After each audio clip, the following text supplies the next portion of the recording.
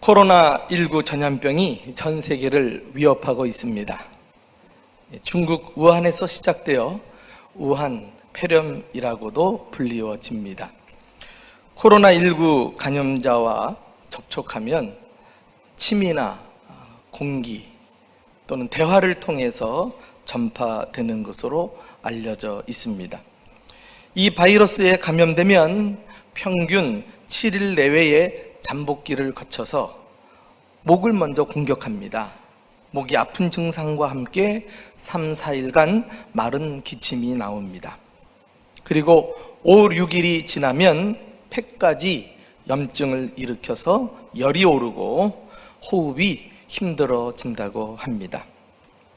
치료를 받고 완치된 사람들에 의하면 독감보다 견디기는 쉽다라는 이야기를 하죠. 그러나 드물지만 사망에 이르기도 하는 치사율을 가진 위험한 전염병입니다. 우리나라도 현재 코로나19 전염병에 감염된 확진자가 계속 증가하고 있는 추세입니다. 오늘 현재 430명 이상이 넘었으니까요. 청정 지역이라고 자부했던 대전도 지난 2월 20일에 확진자가 발생했습니다. 그것도 우리 동구에, 그것도 우리가 사는 동네, 옆 동네에. 그리하여 우리 동네와 교회도 결코 방심할 수 없는 상황에 이르게 되었습니다. 그러나 저는 목회자로서 이번 전염병으로 인해 더욱 안타까운 현실은 교회들이 주일 예배를 중단하거나 어떤 교회는 건물 자체가 폐쇄되는 일까지 일어나고 있다는 것입니다.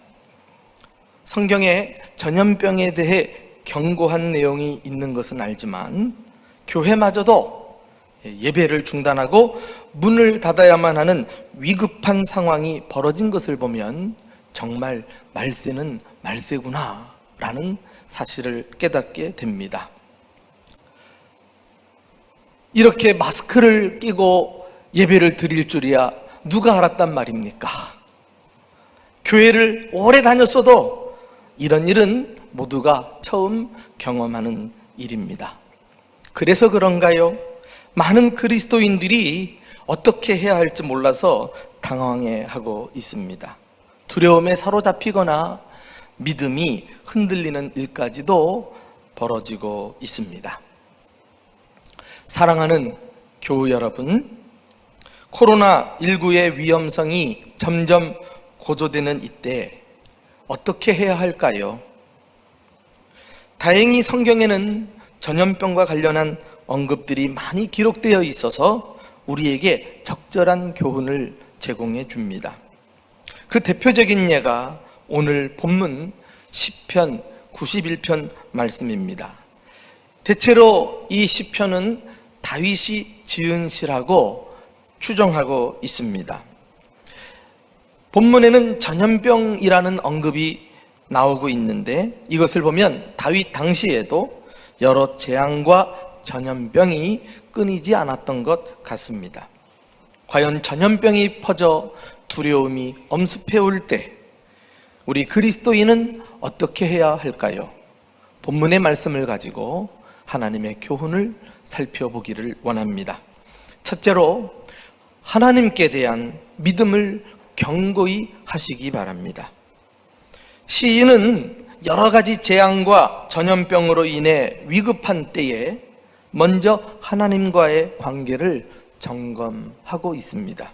그의 관심은 전염병에 걸릴 것인가 안 걸릴 것인가 하는 것보다 자신이 하나님 안에 있는가 하나님 밖에 있는가 하는 것이었습니다. 자, 그 내용을 오늘 1절, 2절 말씀에서 확인해 보실까요? 다 같이 시작! 지존자의 은밀한 곳에 거주하며 전능자의 그늘 아래에 사는 자여, 나는 여호와를 향하여 말하기를 그는 나의 피난처요 나의 요새요 내가 의뢰하는 하나님이라 하리라. 오늘 본문이 하나님께 대한 신앙 고백으로 시작하는 것은 결코 우연이 아닙니다. 고난은 우리를 겸손히 낮추고 하나님을 바라보게 합니다. 전염병으로 난무한 이 세상에 더 이상 소망을 두지 않고 하나님만을 의뢰하게 만들어 줍니다. 그렇습니다. 모든 고난이 그렇지만 이 전염병도 우리 마음을 하나님께로 향하게 해줍니다. 과연 하나님은 어떤 분이십니까? 시인의 고백에 의하면 지존자요 전능자시다 이렇게 고백하고 있는데, 지존자가 뭐예요? 높이 계시는 분, 그래서 그 무엇과도 비교할 수 없는 숭고하고 탁월하신 하나님을 나타내는 말 아니에요? 전능자는 또 무엇입니까? 그 누구도 당할 수 없고 못하실 일이 없는 권능의 하나님을 말할 때 우리는 전능하시다 이렇게 표현을 합니다. 그래요, 이 세상에 아무리 재앙이 들끓고 전염병이 퍼져서 대책이 없는 것 같을지라도 지존하시고 전능하신 하나님 손안에 있고 하나님께서 그것들을 다스리시고 조종하고 계심을 믿으시기를 주님의 이름으로 축원합니다. 재난할 때 가장 지혜로운 사람은 누구인가? 바로 그 하나님을 피난처로 삼고 요새로 삼아서 그분 안에 쏙 들어가 피하는 거예요. 자신의 삶을 그분께 맡기는 거예요. 지존자의 은밀한 곳에 거주하며 전능자의 그늘 아래에 산다 그랬어요. 이것은 단순한 동행이 아니라 함께 동거동락 삶을 같이 하는 거예요. 다시 말해 하나님과의 아주 친밀한 사귐을 말합니다. 이것이 재앙을 만날 때에 우리가 회복해야 할 신앙이라고 하는 것입니다. 형식적인 신앙, 말로만 고백했던 이 모든 신앙을 이제 다 거두어내고 주님 없이는 우리는 살아갈 수 없습니다 하는 이런 열정적인 믿음을 가지고 주님 앞에 바짝바짝 가까이 나아가서 그분을 고백하고 그분을 의지하며 사는 것입니다. 자, 이렇게 믿음을 회복하고 하나님 안에 거하면서 무엇을 해야 할까요? 가만히 재앙이 지나기까지 몸을 숨기고 피해만 있어야 할까요? 그것은 하나님의 뜻이 아니에요. 성경 다른 본문에 보면 하나님께서 전염병이 유행할 때 우리가 해야 될 분명한 지침을 말씀해 주고 있어요. 자, 그 대목이 어디 나옵니까? 역대하 7장 13절 14절 말씀으로 확인해 보실까요? 다 같이 읽어봅니다. 시작. 혹 내가 하늘을 닫고 비를 내리지 아니하거나, 혹 메뚜기들에게 토산을 먹게 하거나, 혹 전염병이 내 백성 가운데에 유행하게 할 때에 내 이름으로 일컫는 내 백성이 그들의 악한 길에서 떠나 스스로 낮추고 기도하여 내 얼굴을 찾으면 내가 하늘에서 듣고 그들의 죄를 사하고 그들의 땅을 고칠지라 이렇게 말씀했어요. 혹 내가 전염병이 내 백성 가운데 유행하게 할 때에 내가 지존하시고 전능하신 하나님께서 하시는 일이라는 거예요. 실제 성경의 역사를 보아도 재앙과 전염병을 통해서 하나님이 일하심을 보게 됩니다. 특별히 하나님을 믿지 않는 불의한 백성들, 그래서 그 나라가 하나님의 뜻을 거역할 때 하나님은 여지없이 전염병을 보내서 그 나라를 심판하시는 경우들을 보게 됩니다. 애굽의 바로왕 아시죠? 하나님의 백성들을 내어보내라 모세를 통해서 명령하셨건만 끝까지 버티다가 하나님께서 그 가축들에게 전염병을 돌게 해가지고 다 죽어요. 그리고 사람들에게는 악한 종기가 퍼져나가게 해서 고통을 당하게 해요. 이렇게 하나님을 거스리는 악한 세력에 대해서 주님이 심판하시는 경우를 보게 됩니다. 또 하나님을 믿는 백성이라도 하나님 말씀에 불순종할 때 또 전염병을 보내서 그들을 징계하시는 것을 보게 되어요. 가나안을 향해 나아가는 동안에 광야 생활을 할 때요, 얼마나 하나님의 말씀에 이들이 불순종했는지, 이스라엘 백성이라도 하나님께서 그들에게 연병을 보내가지고 고통을 당하고 드디어 깨닫고 다시 주님께 돌아오잖아요. 믿지 않는 자들에게는 심판을, 믿는 자들에게는 정신을 차리고 돌아오라고 징계의 방편으로서 주님은 이렇게 전염병을 도구로 사용하시는 일을 보게 됩니다. 심판도 아니고 재앙도 아닌 경우에 하나님께서는 인간의 모든 도모를 중지시키시고 파하시고 하나님의 뜻을 이루기 위해서 이 전염병을 사용하시는 경우도 있어요. 전염병이 싹 돌을 때는요, 인간의 모든 시스템과 인간이 가진 모든 힘은 다 무력화되고 말아요. 손을 쓸 수가 없어요. 그리하여 인간의 뜻은 잠재우시고 하나님께서 역사를 주관하시고 다스리시면서 결국은 하나님의 뜻을 이루어 가시는 경우를 보게 됩니다. 참, 하나님이요, 당신의 뜻을 펼쳐나가시는 방법은 우리가 상상할 수 없을 만큼 다양하고 각양각색인 중에 이 전염병도 한 가지 방법임을 우리는 깨닫게 됩니다. 이렇게 내가 그 땅에 전염병을 유행하게 할 때에 라고 말씀하시면서 내 이름으로 일컫는 내 백성이 그들의 악한 길에서 떠나 스스로 낮추고 기도한다 그랬어요. 그렇게 하라 그랬어요. 그러므로 이 고통받는 현실에서 이 땅을 고치는 방법은 이 땅에 있는 하나님의 백성들이 정신을 차리고, 그리고 이 아픔을 나의 죄 때문으로 스스로 여기면서 겸손하게 회개 기도하는 데서부터 길이 열린다고 말씀하고 있어요. 그래요, 우리가 지존하시고 전능하신 하나님을 더욱 고백하고 신뢰하면서 그분께 나아가 해야 할 일은 무엇인가? 우리 죄를 회개하고 겸손히 하나님 앞에 기도하는 것입니다. 어떻게 해요? 내 얼굴을 찾으면 그랬으니까 하나님, 나와 이 땅을 긍휼히 여겨주세요. 그 은혜의 얼굴을 한 번 더 비춰주세요. 이 땅을 위하여 자비를 베푸시고 선처해 주세요. 진심으로 하나님의 은혜를 구하기 시작할 때 내가 하늘에서 듣고 그들의 죄를 사하고 그 땅을 고칠지라, 이 약속의 말씀을 붙드시기를 예수님의 이름으로 축원합니다. 전염병으로 인해 우리가 두려워하지만 말고 하나님이 말씀하신 방법을 따라서 이 땅에 남은 부루터기와 같이 하나님의 백성들로 하나님만을 의지하고 기도하고 은혜를 구하는 저와 여러분이 되시기를 주님의 이름으로 축원합니다. 두 번째는 전염병이 퍼져 두려움이 엄습해 올 때 서로 믿음의 말로 격려해야 하겠습니다. 재앙을 만날 때 항상 조심해야 할 것이 한 가지가 있어요. 스스로 겸손하여 회개하라고 했는데 그렇게 하지 않고 남 탓하는 거 있죠. 이번 코로나19도 마찬가지예요. 그 전염병 해결하려고 온 나라가 난리법석인데 그 틈을 이용해서 가짜 뉴스, 이런 근거도 없는 소문을 퍼뜨려가지고 더 우리의 마음을 심란하게 만들고 백성들의 마음을 나누게 하고, 어떻게 이런 일을 행할 수 있느냐 말이에요.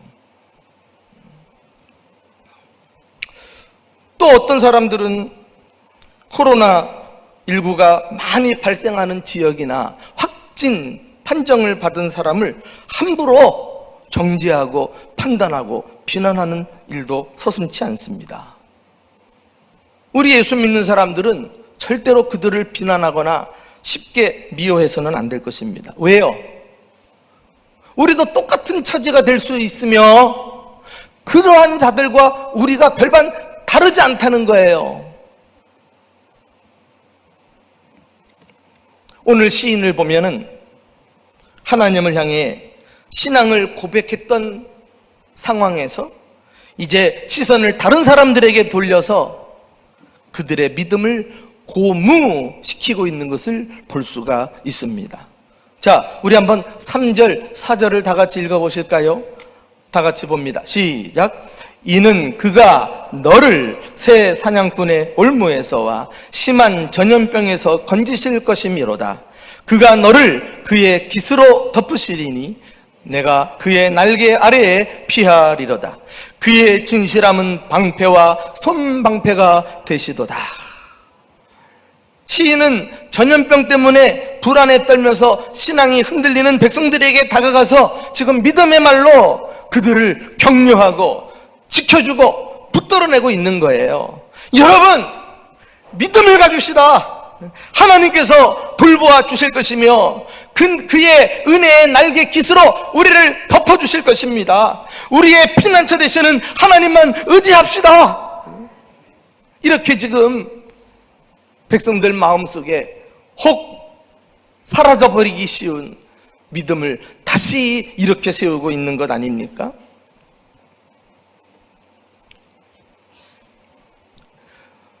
아까 복도에서 이렇게 올라오는데 찬양대들이 막 올라가는 거 있죠.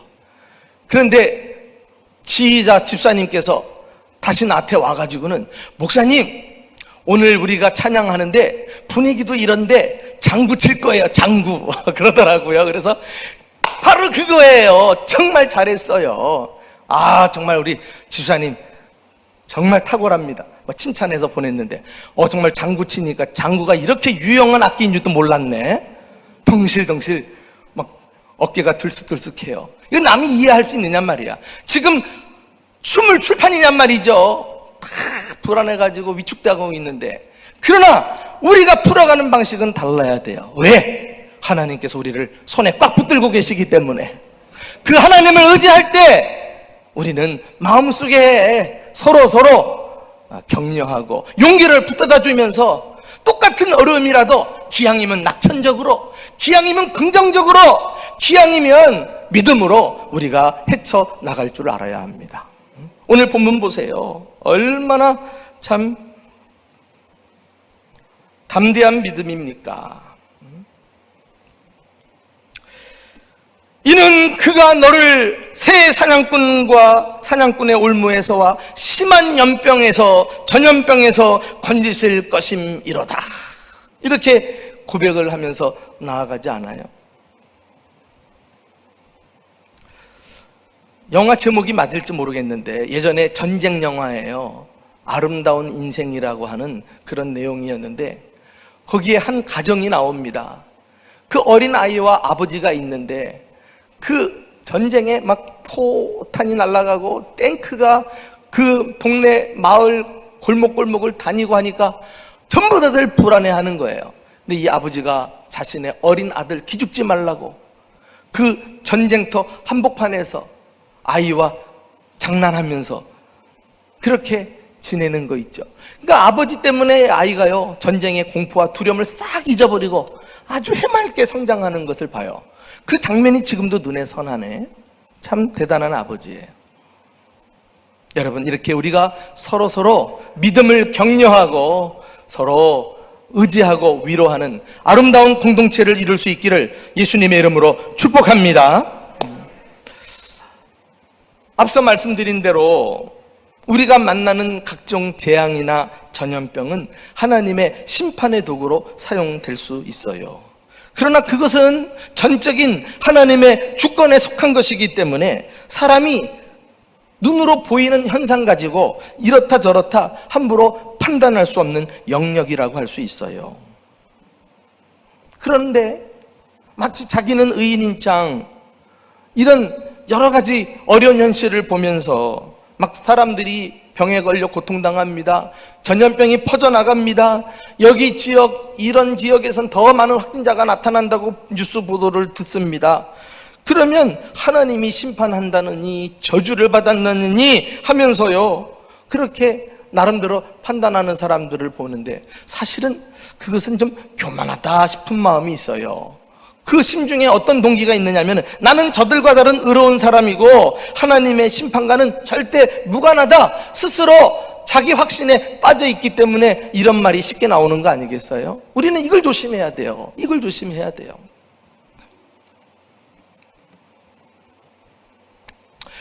종교개혁가 칼빈이 살던 중세에도 자주 흑사병, 페스트라 그러잖아요.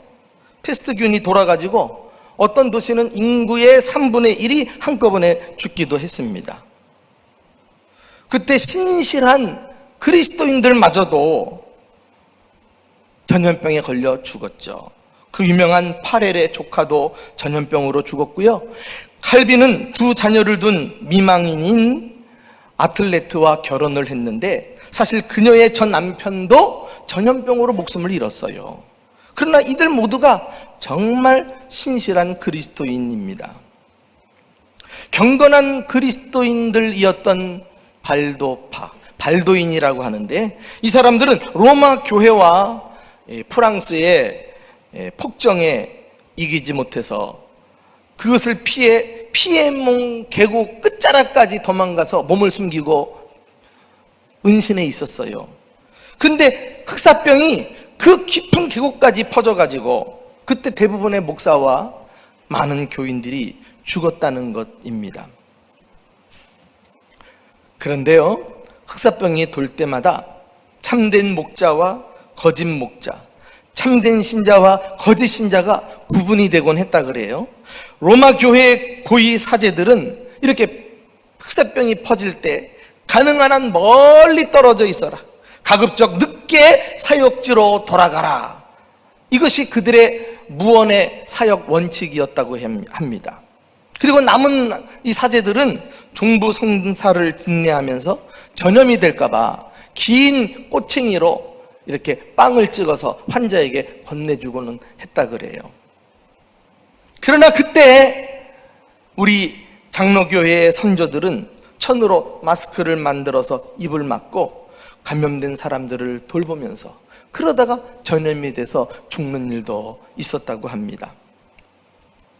여러분, 이웃의 어려움을 우리가 함께하면서 돌아보지 못할 때, 그들의 아픔을 우리가 돌볼 수 없다면 그들에게 위로의 말을 못해줄 망정 이러쿵 저러쿵 함부로 말하는 것은 올바른 태도가 아닌 것입니다. 어려움을 만날 때 말 한마디는 정말 중요해요. 내가 어떤 말을 하느냐에 따라서 그 사람이 죽기도 하고 살아나기도 하기 때문입니다. 여러분, 사랑이 아닌 것은 말하지 마세요. 우리는 이 위기의 때에 사랑을 담아서 한마디 한마디 서로 믿음을 살려내고 사랑을 공급하는 이런 따뜻한 말로 위로하는 복된 성도들 될 수 있기를 예수님의 이름으로 축원합니다. 마지막으로 우리는 담대한 태도로 해야 할 일을 잘 감당해야 하겠습니다. 상황이 어렵다고 위축되면 안 돼요. 두려움에 사로잡혀서 할 일을 내려놓으시면 안 된다니까요. 우리는 그때가 언제인지 모르지만 주님이 부르시는 때까지 자신의 사명을 최선을 다하다가 이 땅을 떠나야 할 것입니다. 자, 이와 관련해서 5절, 7절을 함께 읽어보실까요? 다 같이 시작.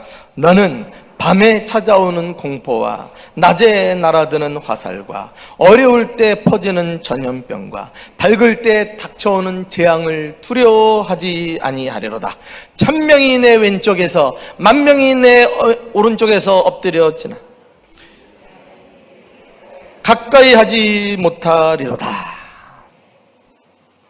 지금 시인은 밤에도 낮에도 어두울 때도 밝을 때에도, 다시 말해 하루 24시간 언제 어디서든지 조금도 위축되거나 불안해하지 않고 담대하게 말하고 있습니다.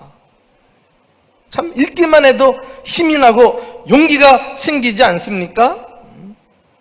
1000명이 내 왼쪽에서 10,000명이 내 오른쪽에서 엎드려지나 이 재앙이 나를 피해 가리로다.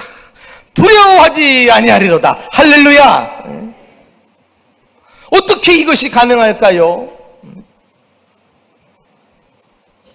하나님의 주권과 능력이 미치지 않는 시간과 장소가 없기 때문에 그는 철저히 하나님을 신뢰하고 의지하면서 어떤 어떤 상황에서든지 담대함과 평안을 누릴 수 있었던 것입니다. 그래요. 우리 마음속에 주님이 주시는 평안을 결코 잃지 마세요. 주님이 우리에게 허락하신 이 담대함을 놓치면 영적으로 우리는 무너지고 맙니다. 담대함을 가지고 우리가 감당해야 될 역할들에 대해서 더 잘 힘을 써야 할 것이죠. 먼저는 한 나라의 국민으로서 위기에 대처하기 위해서 국가가 세운 방침, 국가 지침에 우리가 성실하게 따라줘야 합니다. 여러분, 이 어려울 때에 전부 다 이렇게 저렇게 말만 하고 책임도 못 지고, 그래서 백성들 마음 나누어지면 그 책임은 누가 감당합니까? 예. 어려울 때는 하나로 딱 뭉쳐야죠. 리더와 이 일에 앞장서는 보건 당국과 의료진들과 그리고 공무원들을 우리가 믿고 따라야 되지 않을까요? 이것이 우리가 먼저 열심히 감당해야 될 역할이라고 생각해요. 그리고 개인적으로는 우리가 개인 위생과 감염 예방을 위해서 또 철저하게 주의를 기울이는 것이 중요합니다. 마스크를 끼고 손을 씻고 기침을 해도 옷 소매를 이용하고, 그리고 여행을 자제하고 접촉도 우리가 자제하면서 삶을 좀 청결하게 위생관리하는 것도 우리가 힘을 써야 할 노력이라고 생각을 해요. 그러나 그것 말고 정작 우리가 힘써야 될 것이 있습니다. 모든 위기 가운데 지혜롭게 처신하는 것은 틀림이 없지만, 그럼에도 불구하고 우리가 믿음에 있어서는 좀 담대함을 가지고 하나님 앞에 우리 그리스도인이 해야 될 일들 있잖아요. 예배하는 거, 기도하는 거, 우리가 이 일에 조금 더 머뭇거리지 말고 더 신령과 진정으로 마음을 담아서 하나님 앞에 최선의 예배를 올려드리는 저와 여러분 될 수 있기를 주님의 이름으로 축원합니다. 여러분, 우리가 지금은 건강상 이유로 불가피한 현실이지만은 자꾸 이런 일로 인해서 교회가 위축이 되고 신앙생활에 여러분들이 걸림돌을 만나게 되면 이 나중에 이것이 빌미가 돼가지고 조금만 어려움이 와도 이거 하지 말자 저거 하지 말자, 문을 닫아라 어쩌라, 이런 시험이 찾아올 수 있다는 거 알아요? 나는 교회가 너무 예민하게 반응하는 것은 아닌가 싶은 마음도 있어요. 사실은. 아니, 세상 사람들 저렇게 영화관은 활짝 열어놓고 폐쇄도 안 됐는데 예배드리는 이 모임 이렇게 폐쇄하고 말이죠, 중지하고 하는 것이 지혜로운가? 좀 담대함도 때로는 필요하지 않을까? 이런 생각을 개인적으로 고민을 해보는 거예요. 다시 한번 강조하거니와 이 모든 일에 우리가 해야 될 일을 지혜롭게 대처해 나가지만, 또 믿음에 있어서는 하나님 편에 서서 담대하게 예배하고 기도하는 일에 힘쓰는 저와 여러분 될 수 있기를 주님의 이름으로 축원합니다. 그리고 또 한 가지 우리가 믿음으로 해야만 하는 일이 있어요. 바로 어려울 때 고난당한 사람을 위해서 주님의 사랑을 온몸으로 실천하는 거예요. 아까 하다만 얘기를 좀 더 자세히 들려주고 싶습니다. 중세 유럽 전역에 흑사병이 창궐할 때 사망자만 수십만 명에 이르면서 많은 사람들이 앞다투어 살고 있는 도시를 탈출을 했습니다. 그때 그리스도인들은 그 도시를 끝까지 남아서 거리의 사망자 시체들을 거두고 말이죠, 길 위에 버려진 이 패스트 환자들을 자신들의 거처로 들여서 몸을 씻겨주고 스프를 끓여주고 극진하게 간호를 해 주었던 것입니다. 그로 인해서 물론 자신도 패스트에 전염이 돼서 장렬하게 생을 마감한 그리스도인들도 많이 있었다 그래요. 여러분, 그렇게 한 사람들은 자기가 피할 줄 모르고 머리를 쓸 줄 몰라서 그랬을까요? 그러나 주님의 사랑을 가지고 어려움 만난 사람을 온몸으로 섬기며 희생했기에 그들은 기꺼이 이렇게 앞장서며 사명을 감당한 것이 아닙니까? 그때 이들이 흑사병 환자를 돌보았던 보호 진료소가 오늘날 호스피탈, 병원의 효시가 되었다고 하는 이야기는 유명합니다. 당시 그리스도인들은 전염병과 사투를 벌이던 참혹했던 시대에 기꺼이 자신을 희생함으로 그리스도의 사랑을 실천했던 진정한 그리스도인들이었던 것입니다. 중국 우한에서 한 한국인 의사가 비행기로 한국에 돌아올 수 있었지만 남아있는 교포들을 돌보기 위해 자발적으로 남았다고 하지 않아요? 그때 더러 선교사들도 함께 그곳에 남았습니다. 이들은 지금도 전염병에 걸린 사람들과 어려움을 같이 겪어내고 있습니다. 우리 역시 코로나19 전염병이 전 세계를 위협하고 있는 이때에 우리의 영성과 기도가 좀 더 깊어지고 좀 더 그리스도다워지면서 동시에 온몸으로 그리스도의 사랑을 실천하는 진정한 그리스도인들이 되어야 하겠습니다. 예수를 믿는지 안 믿는지 저는 알 수 없습니다만 지금도 이 시간에는 자신의 몸을 돌보지 않고 실제 환자들을 감별하고 치료하는 수많은 의사와 간호사들, 지역보건 담당자들, 그리고 방역 당국의 공무원들, 이들이 희생하고 있기 때문에 지금 우리 사회가 이렇게 지탱되고 있는 것 아닐까요? 정말 고마운 분들이라고 하지 않을 수 없어요. 저는 중세 유럽의 위기 속에서 자신의 몸으로 위기를 막아냈던 그리스도인들의 모습하고 오늘날 이 코로나와 맞서서 온몸을 던져 고통받는 사람들을 위해 애쓰는 이 수많은 의료진들을 서로 오버랩하면서 내 마음속에 한 가지 질문이 떠오르는 거예요. 전염병으로 인해 죽음이 엄습해오는 이 세상 속에서 나는 이웃의 생명을 위해 무엇을 할 것인가? 여기에 우리 그리스도인들이 대답해야 할 책임이 있다고 생각합니다. 자신과 우리 가족의 위생 그리고 감염 예방을 위해서 노력하고 힘쓰는 거 물론 중요합니다. 그러나 우리 그리스도인들은 자신을 넘어서 지역 주민들과 이 나라 백성들과 심지어 다른 국가들을 위해서 그들이 평안하고 안전하고 건강할 수 있도록 걱정해주고 기도해주고 응원해야 되지 않을까요? 그리고 기회가 되는 대로 힘을 다해 서로 도와주어야 할 것입니다. 저는요 이런 상상도 해봐요.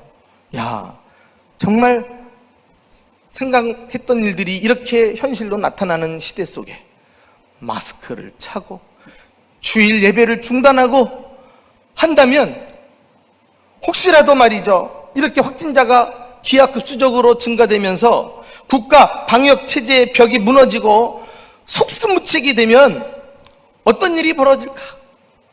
이때 국가가 자원봉사자를 모집하는 광고를 낼 때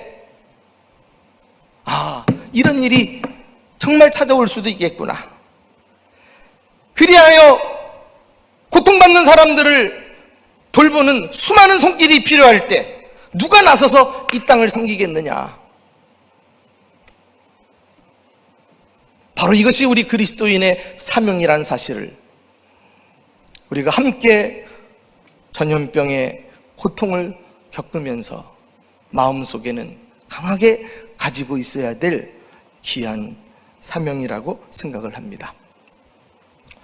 계속해서 우리나라는 물론 저 미주, 유럽, 남미, 중동에서조차도 확진자들이 계속 늘어나고 있어요. 어떤 경우는 중국과도 상관이 없는데 일어나기도 한다는 이야기를 듣습니다. 앞으로 이 전염병의 범위가 어떻게 될지 아무도 모르지만은 분명한 한 가지 사실은 하나님께서 이 모든 일을 손에 쥐시고 하나님의 선한 뜻을 이루기 위하여 지금 운행에 가고 계신다는 사실을 확신할 수 있기를 주님의 이름으로 축원합니다. 그러므로 전염병으로 인해 두려움이 엄습해 올수록 우리는 하나님께 대한 믿음을 견고히 해야 하겠습니다. 서로 믿음의 말로 응원하고 격려하고 지지해 주어야 하겠습니다. 그리고 담대한 태도로 우리가 해야 할 일에 힘을 씁시다. 특히 그리스도인으로서 이웃을 위해 사랑을 실천하는 일에 우리도 함께 마음을 모아 헌신할 수 있기를 바랍니다. 사랑하는 교우 여러분, 전염병이 퍼져 두려움이 생길 때 우리는 불안에 떨지만 말고 위로는 하나님을 바라보고 옆으로는 내 이웃을 축복하면서 주신 사명 끝까지 충성하고 감당하는 저와 여러분 될 수 있기를 예수님의 이름으로 축원합니다.